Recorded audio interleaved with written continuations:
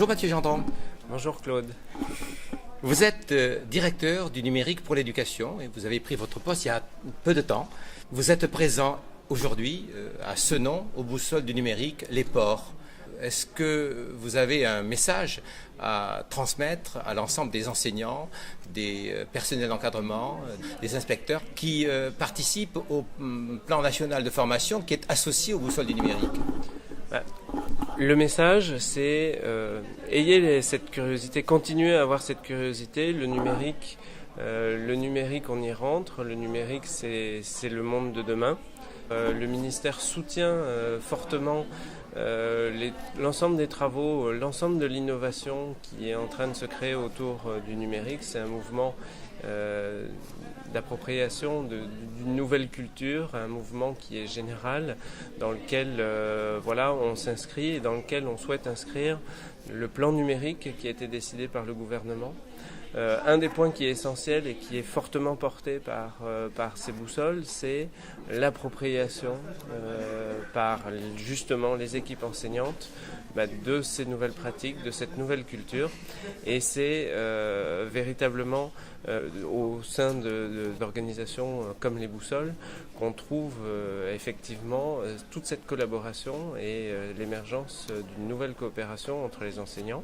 Donc l'appropriation qui fait partie vraiment d'un des chantiers, probablement le premier chantier de notre plan numérique, qui est comment on va faire pour transformer les pratiques pédagogiques, pour faire en sorte qu'on utilise le meilleur du numérique, pour faire en sorte qu'on arrive à promouvoir l'égalité des chances dans le numérique. Les élèves arrivent dans la classe avec un niveau, avec le niveau social amené par les parents et n'ont pas forcément la compétence numérique qui est nécessaire pour vivre dans le monde de demain. Un monde où la culture numérique est omniprésente. Donc le rôle de l'école, et c'était un peu la réflexion qu'on a eue pendant la première table ronde, le monde de l'école est là pour apprendre aux élèves à rentrer dans cette nouvelle culture numérique. Alors, Anaïs Théviot, qui est enseignante à Sciences Po Bordeaux, a appelé notre attention sur le fait que les inégalités hors ligne se retrouvaient également en ligne. L'école, de ce point de vue, a-t-elle un rôle particulier à jouer pour justement réduire ces deux types d'inégalités? Hors ligne, certes, mais également en ligne. On voit bien, elle le disait très bien, la fracture numérique s'est déplacée. On est passé de la fracture numérique qui était liée à l'équipement, etc., à une fracture sociétale sur l'appréhension de cette connaissance omniprésente dans le monde de l'Internet. Et la capacité qu'ont les familles à encadrer leurs enfants pour rentrer dans ce monde-là est très liée au milieu social dans lequel on vient. Et le rôle de l'école, c'est justement d'apporter des pratiques, des enseignements nouveaux, d'amener la culture numérique au sein des enseignements pour faire en sorte qu'on arrive à emmener l'ensemble des élèves dans une vraie structuration de l'information. L'information qui est omniprésente sur Internet, elle ne suffit pas en tant que telle à créer du savoir, à créer de la culture, à créer un socle solide. Et le rôle de l'école, c'est de transformer cette information omniprésente en savoir profond. Notre aspect du problème n'a pas véritablement été abordé, ou alors il a été effleuré. Toutes les spécialistes affirment que le numérique impacte le mode de gouvernance des organisations. Oui. Est-ce que la création de la direction du numérique pour l'éducation et est-ce que la nouvelle organisation administrative de la centrale de l'éducation nationale participe de cette présence aussi forte, je dirais, de l'horizontalité dans ce système qui était quand même relativement vertical? C'est effectivement intéressant, c'est une expérience extrêmement intéressante, cette création de la direction du numérique, puisqu'elle fait le grand écart entre le développement des usages pédagogiques dans les classes, là où effectivement, c'est vrai, la réaction chimique. C'est le cœur de métier de l'éducation, donc on est vraiment au cœur de la chose, mais on embarque l'ensemble de l'informatique du système éducatif, le système système de gestion des ressources humaines, le système de gestion financière.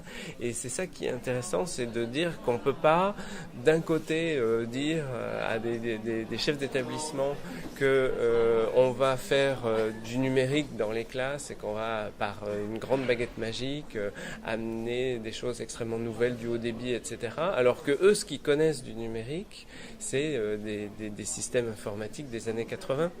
On est obligé de transformer globalement le système et la création de la direction du numérique amène cette transversalité. C'est extrêmement intéressant de voir combien il est important de modifier les modes de collaboration aussi dans les équipes d'administration, dans les équipes de dirigeants, etc. C'est très éloigné des pratiques actuelles. Et voilà. Alors nous, la direction du numérique, on s'attache vraiment beaucoup à être exemplaire dans ce domaine-là. On travaille énormément avec les académies, on travaille énormément en réseau, on essaye de travailler beaucoup plus en bottom-up. On est dans un monde, j'aime bien ce que dit Edgar Morin de la complexité. On est dans un monde complexe où chacune des parties est intelligente. Et pour profiter de l'intelligence de tous et faire en sorte que globalement le système produise quelque chose d'utile pour tout le monde, ce qui est important que le ministère, on n'est pas dans un mode de je commande et je contrôle ce qui est fait.